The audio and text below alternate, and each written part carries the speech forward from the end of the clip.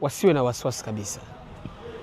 Inawezekana mechi kadhaa zilizopita tulipitia changamoto kidogo ya kuto kupata matokeo mazuri, lakini I'm telling you Al-Watan, ndani ya siku 24 Yanga ilicheza mechi 6, na katika zile mechi 6 ilicheza na timu 6 za juu kwenye msimamo.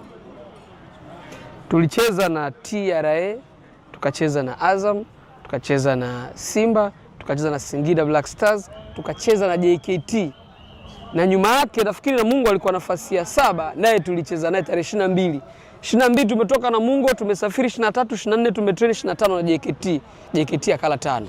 Kwa hiyo mwananchi asiwe na wasiwasi wowote kabisa. Mimi namhakikishia, kama kuna shabiki ambaye ana wasiwasi, hiki kipindi kilichokipita ni kipindi ambacho lazima pia katifani tuheshimu football, kwa maana ya kwamba hawa ambao walitupa changamoto ni watu ambao wanashindania nafasi za juu. Kwa hiyo intensity ya mechi ni kubwa, kwa sababu unacheza na Simba, Azam, Singida, TRA, JKT, mechi hizi 5 mfululizo na umefuatana nazo. Naamini kwamba zilitupa ushindani wa kutosha, na wanasema siku zote dhahabu ili itoe kitu bora lazima ipite kwenye moto.